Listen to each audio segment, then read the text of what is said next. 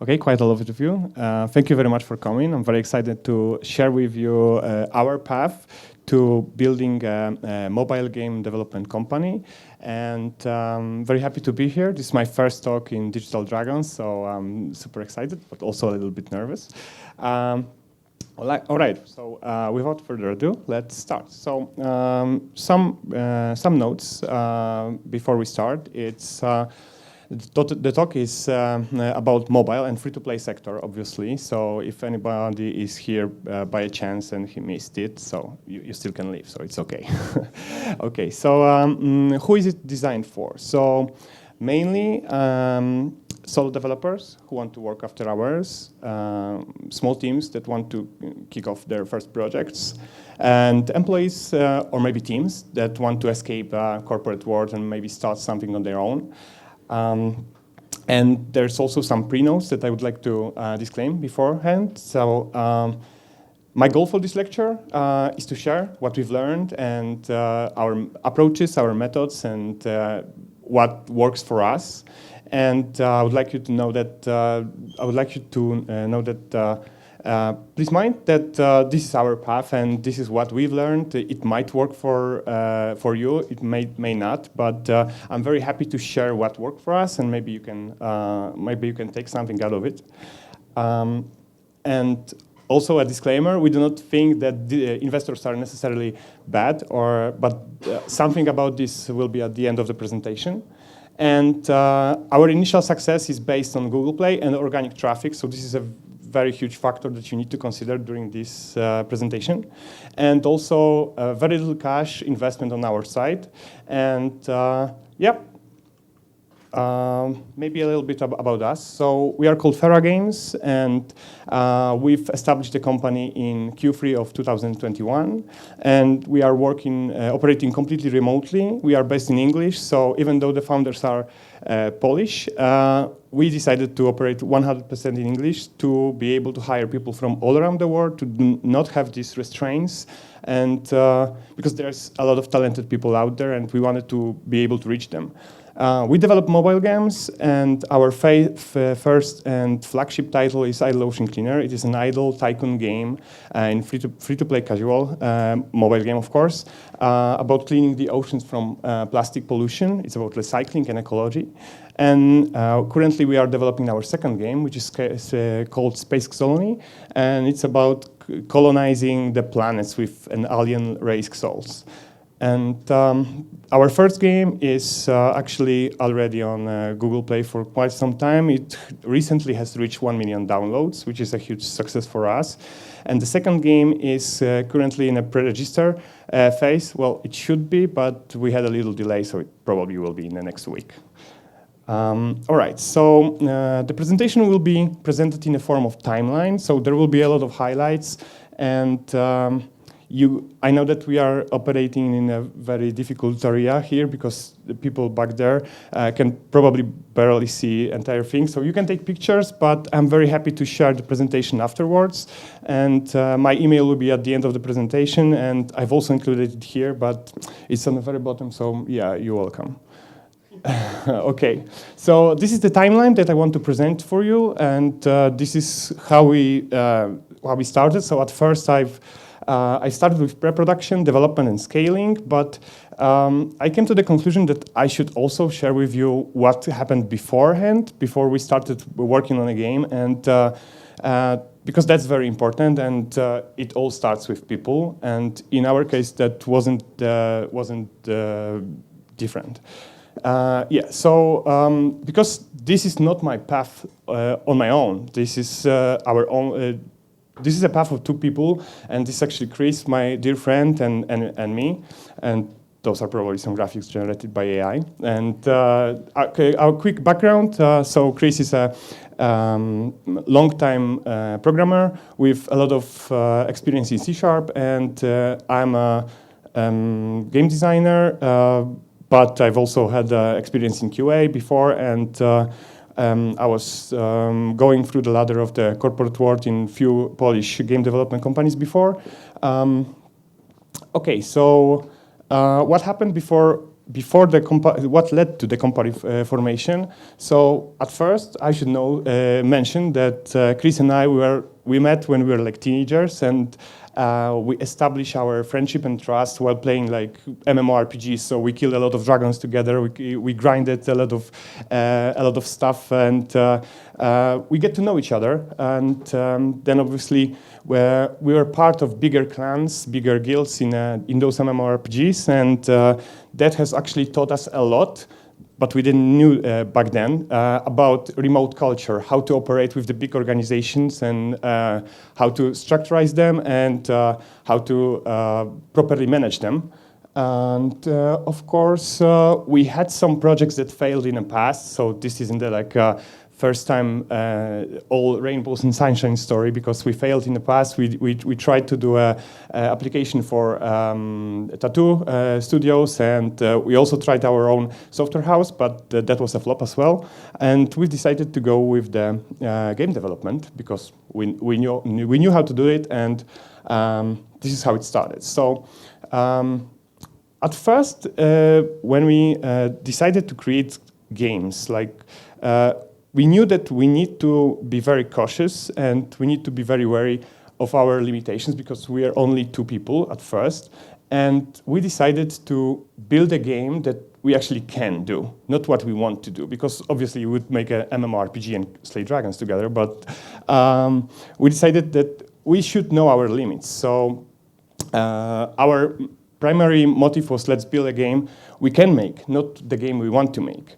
And if it comes to this statement, there's several things that I would like to share with you that relates to this statement. And those areas are your partner and co-founder, scope, your available time, your work culture, choosing a game which you want to build, and project management.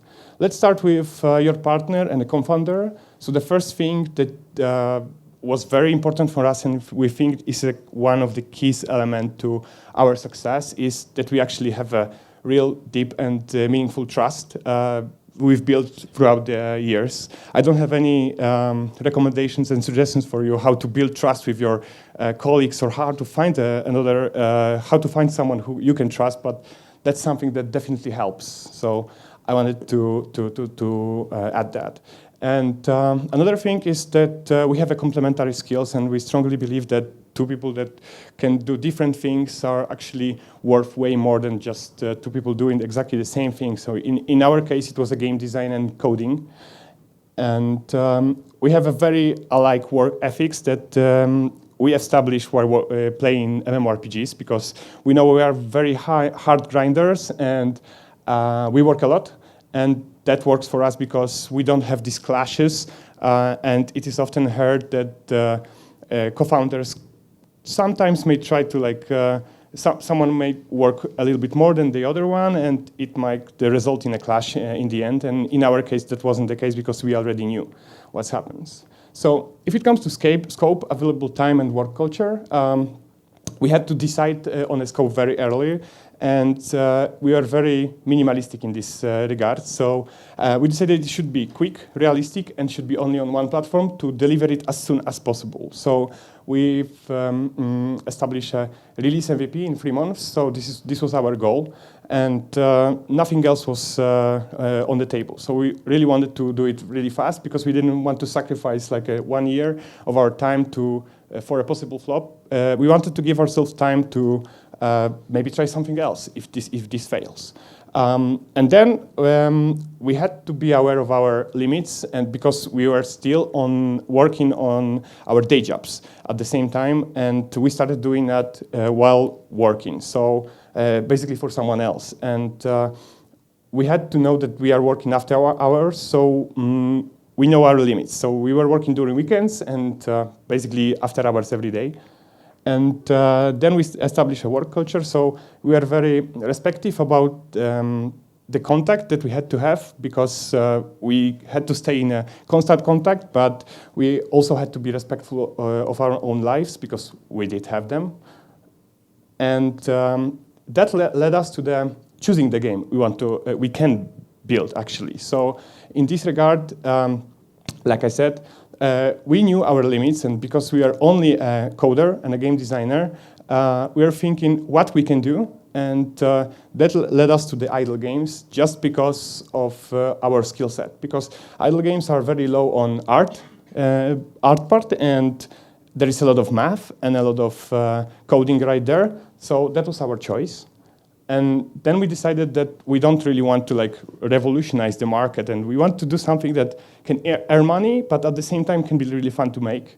So like you see, there is a lot of examples in the market where some big company is actually cloning someone else, but just adding some little twist right there. Like Homescapes just added a decorating part to the Candy Crush, but that's pretty much the same game. So we decided to just take this approach and do something small, some small twist to something that actually is already working on the market. Sorry.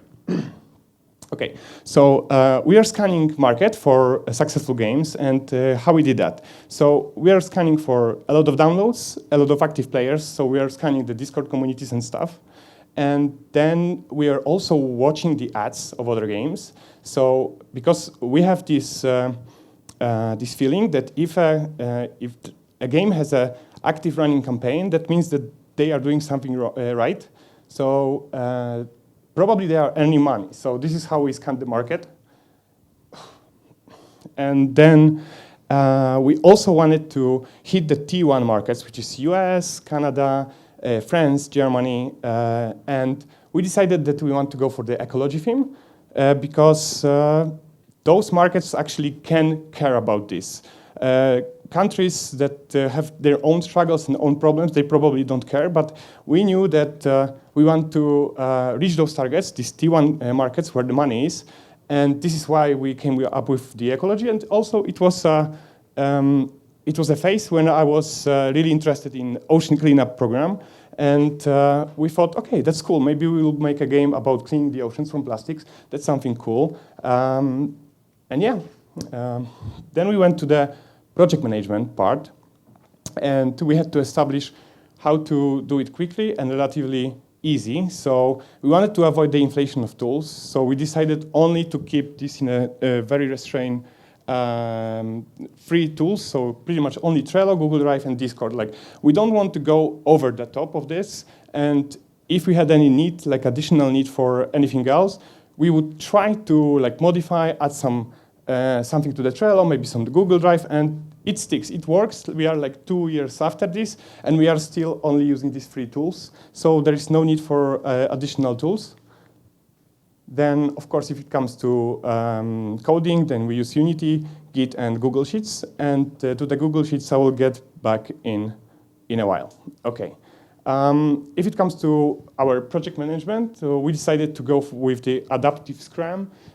So that means that we wanted to have planning, we wanted to have reviews to decide what we did good and what we did wrong, but we also wanted to have retros, which we think are very important because you can like have disclosure of some parts of your development, and you can actively think what you did wrong and how you should approach it in the future. And then we had to establish the approach for the development, and the main thing that we've came up with is that good enough is enough. It's something that actually Chris taught me a lot because I'm a perfectionist, and we didn't want to like extend the scope of everything. So we tried to live with this statement, like good enough is enough, and that led us to several parts where good enough is enough, and that's development, game design, monetization, art, and testing. Let me introduce you to all of these parts where good enough is good enough. So if it comes to development, we decided to use Google services instead of developing our own tools because they are working, they are okay, and they are easy to implement. So if it comes to like cloud-safe leaderboards and everything that Google can actually provide to you, we just used it. And then if it comes to designing the game on a part of a game designer, we had this approach that we don't want to waste our coders' time. So we decided to do it in a way that game designer can change everything without harassing the coder. So this is pretty much how the usual config of our game looks like. And we use this little export tool, which actually allows you to export all the thing and just import it to the JSON file, which means that I, as a game designer, can actually do everything in a game. I can change every number in the game without telling Chris about it. And he can do his own things, which saves us a lot of time. Like, there is no tool in Unity. There's no need for me to go to Unity to change everything in a game. So that saves us a lot of time, which is a very, very strong tool to have. And if it comes to events for analytics, we decided to have these events to design them early, implement them in a game as soon as possible, even though we didn't want to use them right now for the analytics, but we knew that as soon as we start getting data, we can use it later. And we actually did. And if it comes to development, we always prioritize for retention and monetization, because those are the main metrics that will actually matter in the future. Okay, but if it comes to good enough is enough in a game design, we are like, okay, I'm a perfectionist, like I mentioned before, and if I would be to try to keep the game design document updated all the time, it will take so much time on my side. So we just decided, let's ditch it. Let's just do it in a simple Google Doc document. And 2 years later, we still don't have GDD. We have only documentations in Google Docs, and it works just fine. And it's easy to manage, easy to go back to. There's simply no need to do that in the mobile sector, because you will update the game so much that this will be just a hassle, additional hassle.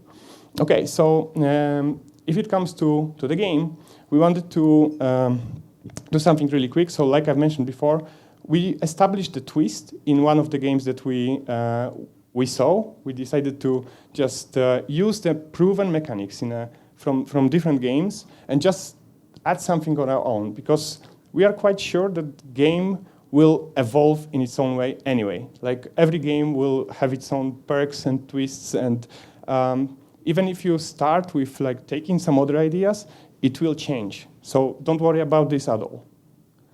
And another thing where good enough is that numbers can be adjusted. And in mobile sector, where you update the game so much, it's relatively easy to change them at any time. So you shouldn't worry about being super perfect with balance, like you probably in a premium sector, because this is what we do. Like, you can see that we are updating a game almost every 2 weeks, sometimes even more often. So there is a lot of room for us to change those numbers for players. Like, every time, even if we let it lay for a little while, we'll just change it very soon. It doesn't matter that much. All right. If it comes to monetization, we wanted to monetize everyone, so we wanted to start earning money right away. So the first thing we did, we add ads to be able to measure the players. And what else about ads is that we wanted to not force our limits on players. Like, we didn't want to limit how much they spend, but if it comes to ads, we did this little thing that's called ads tolerance level. This is our internal tool, which actually worked quite well, and I want to share with you guys. So every player at default is put on a level 6 of tolerance level, which means that every time they are met with ad window, they can say, no thanks, I don't want to see this ad, or they can, oh yeah, sure, I want to watch it. And every time they watch it, they increase their tolerance level for ads. And if they click no, thank you, or they just don't watch it and it just goes away, the tolerance level lowers. So what we discovered is that actually players who really don't mind watching ads, they are really fine with them. They will get to the highest level and they will watch them and they will earn us money. But at the same time, players who don't like ads, they will just go to the tolerance level, which is the lowest one. They will have the fewest ads. The ads will spawn less frequently, and this actually affects the way they approach our game in ratings. So they will go to the Google Play and will say, there is not enough ads in this game, so that's cool. 5 stars, right? I'm not worried about them. And if it comes to players who don't care, they will like, oh yeah, ads are optional, so that's cool. All right. Another thing about monetization is that we did a little bit of experiment if it comes to prices in-app purchases. So when the inflation came to the Poland, we decided to raise our prices by 20%, like the inflation rate, and it actually resulted in a situation where our revenue dropped. So we're okay, this experiment fails, so let's keep the prices at the same default level. And then we're like, okay, so if the higher prices didn't work, maybe let's try to lower the prices. And it actually resulted in our prices, our revenue rose by like 30%. So my suggestion here and the lesson we've learned is that actively experiment with the prices and don't assume anything. Let players decide. And also what is really important for us is that because we have a single player game that doesn't have a multiplayer or competitive advantages, we can actually lower prices for different countries. So something that costs like $5 in US, we actually lowered the price in Poland to like cost like $2.50 only, and it works wonders. And in countries such as India or Indonesia, where we have a lot of players, we actually lowered those prices even more. And right now, it really affects the conversion rate. People are buying more, and Google algorithm really likes that. Okay, so if it comes to art, we didn't have anyone on the board, so we just asked our former colleagues. And it often happens that when you work in the game development companies, the graphic designers are sometimes bored of their work and they want to do something else, and this is exactly what happened. And they did graphics for us, and we also leveraged the fact that there is Upwork and Fiverr. I'm not quite sure if you guys are aware, but there is like tons of talented people from all around the world with much lower rates, hourly rates, or like people from Pakistan, Ukraine, Czech Republic, and they will do stuff with much lower cost than you would expect. And another thing that I would like to take with you is that just if you can do it, just don't do it, because we tried it, and once we spent like 2 days trying to make a UI on our own, and it was so shitty that I don't really want to mention it. It was like a waste of time, and we decided to not do anything on our own. If you can't make it, just don't do it. If it comes to testing, because I was the QA in the past, we decided that I'm playing the game the most, so why not test meanwhile? And that worked for us. We didn't have a need for additional tester because I was testing the game on my own while testing the designs.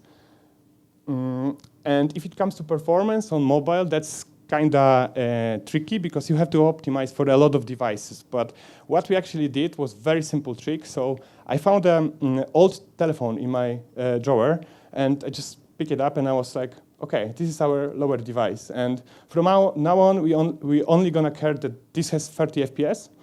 That simple trick works till today.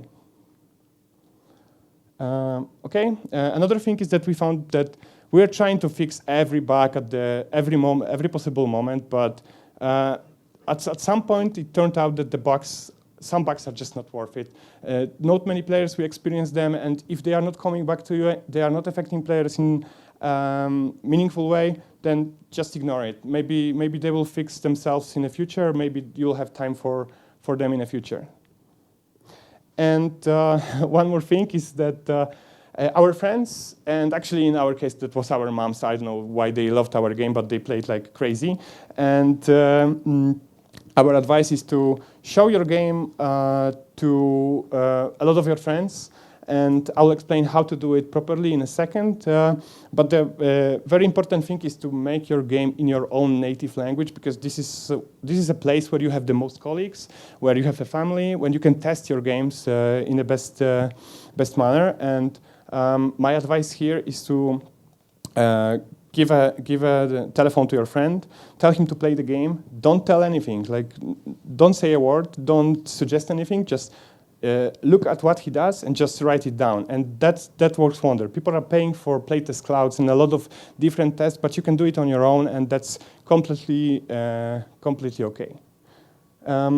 Okay, another thing is that before launching the game, we had to establish some legal things, and it's better to be safe than sorry. I'm going to rush through it a little quickly. So that regards legal, company form, accounting, and Google Play Store. And if it comes to legal, you always have to have terms of service and privacy policy, and that's some legal stuff. But there's a simple trick to this. Instead of asking your lawyer to write them, those are like public things, so you can just take them from any other game, change the things, and then send it to your lawyer, and he will just look through it instead of creating him from the scratch. And you can even use ours if you want. It's on our website, FERA.games. Then if it comes to taxes, our advice, what we've learned, is that you shouldn't listen to your accountant, because your accountant would want to do stuff that's easy and comfortable for your accountant. Always meet a tax advisor. It's going to be an investment that's going to pay off really quickly. And if it comes to accounting, that's actually something that was very crazy, because I've reached 3 different founders of very big Polish companies, and regardless of themselves, they told me exactly the same thing. Like, they didn't consult each other, but they all of them told me the same thing. We have an accounting, but I won't recommend you one. So, and this is also something that we've learned, that we've changed our accounting few times, 2 times already, and don't settle for this, because there is a lot of good companies that they can do stuff cheaper, better, and as soon as you find one that will suit your needs and take this burden out of you, because they have to do it, you don't need to worry, you shouldn't worry about this, then you are fine. Okay, so if it comes to Google Play Store, you have to set it before you launch your game. So if it comes to ASAO, that means App Store optimization. I mean, like descriptions, pages, screenshots, and stuff like this. In order to know when enough is enough, you should use this conversion analysis in Google Play, which actually will show you. You can choose your peer group to which you should compare to, and it's that dotted line over here. This is ours. Not to brag, but yeah, as long as you are like above the average, you should be fine, and you should optimize it later. All right, screenshots. That's also the same thing. You should browse the competition. Don't worry about this a lot. You will A/B test it a lot in the future.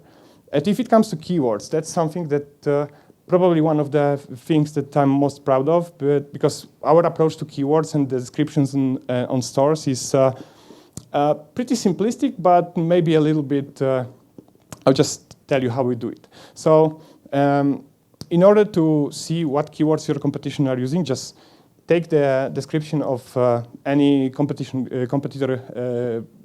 game, put it in the Google Doc. You actually can search for different keywords, and you will see how many times it is in a text. And I did that for a lot of our competitors, and I've came up with the major and the primary keywords right there. And then I decided which one I want to use.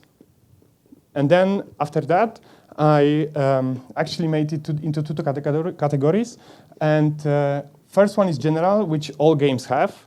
And the other one was very specific for our game, which was about ecology, so like recycling, ocean cleaning, and stuff like this. And then I decided how much of this stuff I want to have in my description.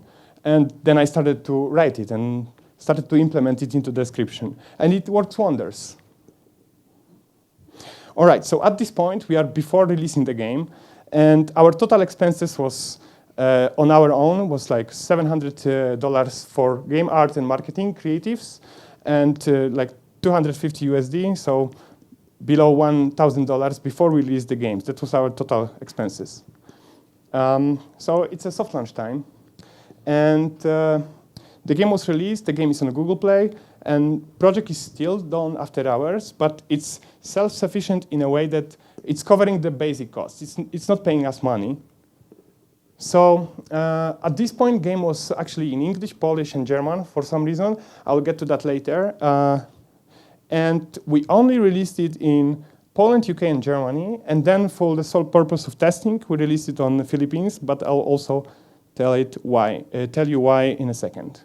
So I call it development, but it's actually, the game is actually established and it's actually on Google Play, but I think this is where the real development starts in the mobile game companies, because the game is out there, and mobile games and their development is about working on what you see, not working on what you assume is good.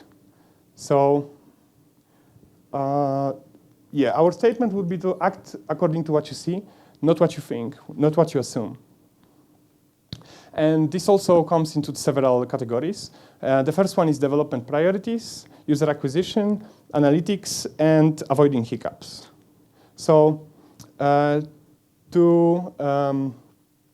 make the development fast and to act according to what we see, we decided to, someone wise told me once that if the feature is done in a way that it's working, you should just move on to the next one, because in a game, in a mobile industry, you will have a lot of time to fix it later, and because you are doing frequent releases, you'll have time to do that. And with the data and the user feedback you get from this initial first version of the feature, it will be way easier for you to tweak it in a future than trying to fix it on your own and then look for feedback. Of course, community is there to help you, and they will always tell you what they need, even if it comes to Google Play ratings, if it comes to Discord, if it comes to support email. And that's also for us, we decided to stick to main KPIs, to focus our roadmap only on the main KPIs, which are, of course, retention and monetization. And if it comes to user acquisition, we decided to go for to try our game in a cheap T3, which means it's very easy and very cheap to get users there, but they need to speak English because our game is in English. So this is hence the Philippines, because they all speak English, and you could get these users for really few cents. You won't get the return of your investments there, but you will get the data, and you will know how your game is performing in terms of basic KPIs and such. We discovered that we need to A/B test to optimize this Google Play all the time, and sometimes we are very surprised because stuff that we thought that is pretty, that is going to like blow minds of our users, just work worse. Sometimes ugly is really better for users. Don't know why, but we have this really raw, very old screenshots right there, right now. And for 2 years, they are beating every new creative that is very high quality in Germany. Like, I don't know, Germany likes very rough stuff, so yeah. So this is our A/B test page. Like you see, we are doing A/B tests all the time, and on Google Play you can have 5 A/B tests running at the same time, and we are using those limits to the top. Like every time, at every given moment in a time, we want to have all A/B tests running, and like you can see, sometimes it will work better, sometimes not, but now we are sure. Okay, and I've put ASAO here because now that we have a user acquisition running, we can actually test those keywords, we can test those icons, test those screenshots. And additionally, what we found out is that Google Play and App Store, they have a lot of options, so you should scroll through them and fill all of them, because many, even the bigger companies, they are not using all the options. I'm not going to go through all of them, but that's something that you can really leverage as a small studio. Be mindful, be very cautious, and read everything, because those options are coming day by day, and sometimes those bigger companies, they don't even see that. All right. So what we wanted to focus on at this point is actually retention, very early retention. Of course, monetization, basic things like ads watched, how much money we earn from the user, and how many users are converting to being payers. And of course, tutorial funnel, which is one of the most important thing. You should have a tutorial funnel at this point, because this is where the most players are churning. yeah, take a close look and always fix that as first thing. I've also additionally added this slide, like avoiding hiccups, because this is what we've learned. Like frequent releases are giving you an opportunity to quickly optimize those core KPIs. And additional thing is a partial percentage rollout releases, which means that we've learned the hard way, because once we released the game to the entire population, and there was an error in the tutorial, which means that every player who came to the game was stopped and was giving us a bad review. And since then, we are always doing that we are rolling out to 20% of the players, and if there's going to be any major error right there, it will only affect the 20% of the population, and only if we get the positive feedback that everything is working, we're going to roll out it to 100%. Additionally, there is this thing like release candidate, and it's in premium business. It's a serious thing. You have a very great list of things that you should test beforehand, and publishers will require you to do that. But in our case, that was different. We didn't want to hold ourselves and try to come up with possible scenarios that might happen in future. So instead, we just, every time we had a problem, we just added something to the list, and the next time we just tested it. And we didn't want to hustle a lot, so every time something is not a problem anymore, we are just crossing it off the list. So our release candidate checklist is ever-lasting process that is still ongoing. Okay, so at this point, we are at the release time. And we released the game, and it's available in 176 countries in the world. So like, we just clicked everywhere. Everything, let's go. And what happened there is actually new users like spike to the moon. And yeah, we are very happy at this moment. And we are wondering what happened and why did we achieve this? How did we achieve this? So this is a hypothesis, but we think that we kind of like overheated the algorithm, which means that we had a good KPIs. We had a very high GP rating. I think it was like 4.7 at this point. And we had a very solid history of releases. So Google was actually seeing us releasing the version after version, and each version had a better KPI. So they like showed, they seen the progress that we did. And once we opened it to every country, it acted like we were actually limiting our own potential from what Google wanted to give us. So we think that it kind of got into like positive feedback loop. Like Google wanted to give us more users, and it also detected on the analytics that we had more users, so they started to give us more and more and more, and we kind of benefited from that a lot. And this is something that we want to try to replicate in our next game. We are not sure if that will work, but like I said, this is our hypothesis. Okay, so at this point we have a lot of users, and we need to think in a way how to scale our game and how to scale the team. So we decided, yeah, the game is a medium, so we have a lot of people on the other side, but we probably need to have a lot of more people on our side right now. So we wanted to focus on organic now, our community, translations, recruitment, and team communication.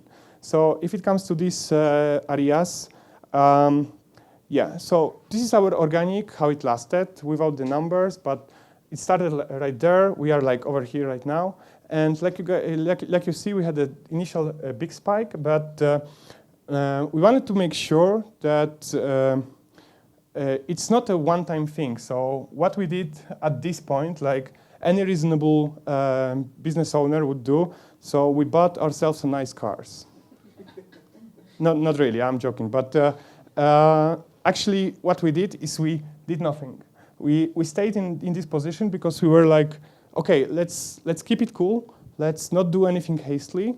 Let's see what happens. Let's see if we can actually try to replicate this and try to tame this organic. So we saved everything that we had here, and of course the initial spike dropped, but we managed to get it up again and again, and then we dropped to the lowest level we had for like 4 months, I think. So it was actually a very good thing that we saved everything over here, because we were able to stay afloat when we came to the position when it went worse than before. Right now we are again on the rise, so that kind of proves for us that we know what we are doing, and we know when we did mistakes here, and we only quit our jobs over here. So at this point we are still working for somebody else, and this is where the game actually started to pay us money and allow us to recruit people. Okay, so if it comes to organic, this is our kind of a know-how. So what we are sure about, I want to share with you. And also I'll share what we are not sure about, but what we think is affecting the organic. So the first thing is obviously rating and how people see you. So at the very beginning of our project, we had this. Right now we have this kind of reviews on Google Play, so like excellent game, yeah, okay, even better. But at first when we started, it was quite different. Like people were doing these very long reviews on us, and they will say like, oh yeah, 2 people working on this, so cool, so nice, and they were very supporting, and they actually implemented a lot of keywords in the comments, which matters a lot as well. And when you are small and you are like indie, it's way easier for people to see, for players to see you as people. Like on the other hand, instead of like being a company that doesn't have soul. So my advice is to leverage this fact, and this is exactly what we want to do with our next game as well. Okay, so now we know that we should fit this algorithm, so we should release over and over and over and give him the statistics instead of just doing one push and counting for that Google will actually see you. You need to help it out. And what we discovered is the rating matters a lot, and Mariusz Gąsiewski presentation before, he clearly shown us that the best games have rating over 4.5, which is exactly what we think, what we discovered, that if you want to have a good organic, you need to have a very high rating. Sometimes we have like 4.7. Our recent version has like 4.8 even, but sometimes we drop lower, and we see the spikes and downs on the organic. So like I would say 4.5 is something like a default that you should aim for. Okay, so retention matters, of course. Conversion, some companies will tell you that like you need to have like 2-3%, of course, but with 1% you are totally fine. Everything below is kind of meh. And what is really, really important is an error rate, which means how many of your users are crash-free. So on Google, this is actually something that they are very upfront about. So they will tell you that bad behavior is when you cross this line, and our recent version was a little bit above this line, and we managed to fix it. It's actually fixed itself because it was an AdMob problem, but we just updated it and it fixed itself somehow. And yeah, we did a little bit more than that, but yeah, as soon as we got below this line, our organic has risen again. And then, of course, release frequency, I can't stress this enough, but Google loves when you release a game very often. So you need to aim for that, and proof for that is also Mariusz's presentation that was right before me. The top 100 games are releasing every 2 weeks, and everything that's further releases way less frequently. Okay, so those are the stuff that we suspect, so don't take my word for it, but I want to share with you because I feel like this might be beneficial for you. Okay, so I think that Google likes when you have an AdMob as your main ad mediator. We also think that if the Google Ads campaigns are running, Google also sees that. Your Firebase is connected because they have more data and they can send you experts, because we often get some propositions for help from the Firebase team. And Google Play services, which is achievements, leaderboards, and everything like this. They are not perfect, but Google is sure. Okay, I think I'm extending a little bit, so I'm gonna try to speed up a little bit. So if it comes to community, of course, build Discord as soon as possible to get in touch with your players. We established something like community helpers. So in most of the games, you will have the most engaged players, and we wanted to like reward them somehow, and we made them moderators, but they will give us the best answers. They will test our game. They will, some of them even translated our game for free. They were natives, and community testing, you can bounce off the ideas. They will review your features. They will help you out with creating the game. And if it comes to translations, this is a place where we save a lot of money, and I want to share with you our method, how we do it. The technology is already there. You know what's the answer? It's AI, of course, and this is how we do it. So we are now available in 11 languages, and we are not using any professional translation studio. This is how I do it. I first put English as a default. I speak like 2.5 languages, and I check in Polish and Spanish and see whether it gets the right context. And if it does, I just use this. And trust it, and I put it into all the other languages. But I also mark it as on yellow. And why I mark it? I mark it to claim that this is not proofread. But at the same time, from time to time, people from our community that are natives, they will do proofread for free. They want to help your game. And sometimes you can just find freelancers in their countries, and they will do it for rates like $50, and they will proofread your game, and we save tons of money, and we are available in many countries right now. If it comes to HR, contracts are very time-consuming, so we are trying to avoid them and rather employ people through websites like Upwork or maybe B2B relations. It saves a lot of time and a lot of hassle. We leverage the remote culture, and we speak English, so we are able to hire from all around the world. And if it comes to recruitment, we also want to start first with replacing yourself to allow you for more time. And if it comes to team communications, we use Discord voice and channels. And this is what I want to share with you, that we want to have these office advantages where the best thing we remember about working in office was sitting in a desk when someone would may come to you and approach you and say, hey, I've got this idea, maybe we can discuss it. Of course, yeah. And we discovered that in a remote culture that we are working on in our previous jobs, it was not the case. So we decided to have these specified individual channels when you act like you are sitting on your desk, and everybody at every given moment can come to your channel and they can be like, hey, you there? Yeah, of course, let's talk. Instead of like setting meetings on Zoom, setting meetings on Google Hangouts, we're just doing that, and it works wonders. But at the same time, we are keeping the freedom of the remote, so we have core hours where we require people to be there, and we only schedule meetings during these core hours. And for everything else, you can do whatever you want, but just be on your channel. And another advice is to just see your faces. It is important to remember that we are humans, and it's easy to forget. Okay, so right now we are over here at scaling phase, and we started heavily on social medias. We are doing that. Then we didn't want to have all eggs in one basket, so we started to diversify a little bit. So right now we have Idle Ocean Cleaner Eco Tycoon. We are working on our second game. We have created the premium version of the first game with the upfront payment. And also we are opening to new markets, which is China. We found a publisher in China. You can't get there without the publisher, so that's either half of the cookie or no cookie for you. And of course, there is more things like LabOps, non-traditional user acquisition, and traditional user acquisition that we want to fight for. But that's something for us for the future to come. And we are at this point, and after 2 years, we have million downloads on Idle Ocean Cleaner. We are about to release second game. We have a very good rating, and we are ready to take the elevator to the next level.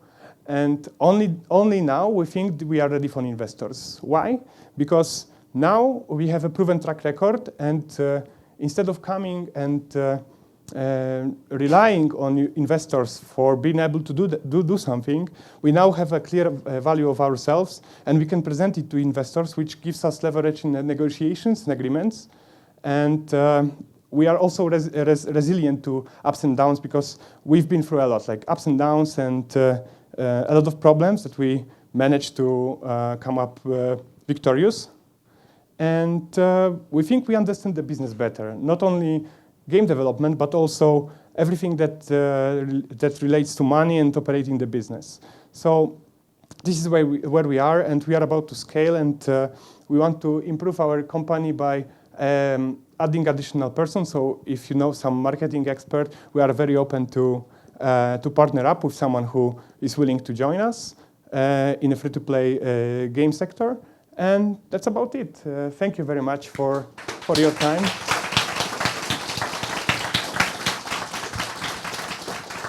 Okay, thank you very much for this lecture full of practical knowledge. I think that we may spend a few more minutes on Q&A session. Does anyone have a question? Hello, great talk. Hey. My question is, what would you recommend me if I wanted to start a similar path as yours, but being alone? In a meaning, I would really love to have someone to work with, but I don't, because I'm living in Poland, I'm not from Poland, for whatever reason. Is this something that would discourage you or would have discouraged you? Well, I wouldn't like to discourage you at all, but I regret that there isn't something like a Tinder for founders, but that could be useful. But I don't really have an advice for that, because I had this and I didn't really think about it before, because that was like a default for me. So sorry for that. Yeah. Yeah. No problem.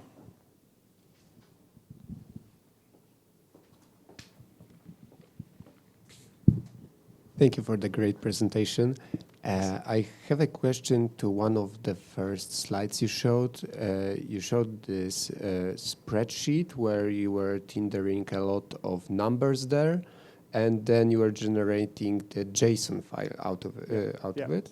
Yeah, and do you implement it into the Unity or your engine and then build a game, or are you using some sort of a server and the game on the client devices are downloading them, so you can basically update the numbers and all the data on the client's side? Okay, so that's a technical question. I'm not that technical, but I think I can answer that. It's way simpler than you think. So we are actually using a plugin to the Google Sheets, which is actually converting all the things to the JSON kind of format.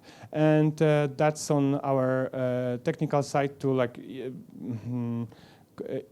read it properly, yeah. If I just put it into the files and just push it into our Git server, I think, and it just overwrites. But I can get you into more details if you write me an email after, because that's a technical thing. Yeah. Thank you. Actually, I have a lot of questions, but only mine. Could you repeat on iOS the same path and same approach that you did on GP? Yeah, I would very much like to answer that, but I don't have an answer for that because we are not successful on iOS. I think the main reason why, but this is just a suspicion on my side, that we actually fed Google with a very early version, and we proved to the Google that with each version that we showed to Google, it was better KPIs and better performance. But if it comes to iOS, we did it very late, and we actually gave it the best version we had, and then we failed because we made a couple of mistakes. So what iOS saw is okay, they made a game and they just made it worse after. And we tried to make it better in the future, and it did, but it didn't affect the organic. So we are just not good in iOS side at this point. Okay, and the second, if there was a moment that you thought, okay, let's better go to publisher. Yeah, there was some cases like that, and we tried to do user acquisition. I didn't include this into the presentation, but we tried to do user acquisition on our own end. But we did it exactly in a moment when eCPMs dropped in a global market and CPIs rose. So we were in very unlucky in that regard. And for now, we are just right now open for that possibility with our second game, but because we are confident of our skills to make successful and good games, we are more confident in talking with publishers if it comes to contracts and agreements. Before, we didn't have this confidence and we didn't want to get like screwed over, and this is sometimes you hear that opinions if it comes to working with publishers, especially in mobile. Okay, thank I you. think there's a question at the end. I Okay, really want to ask that. Answer that.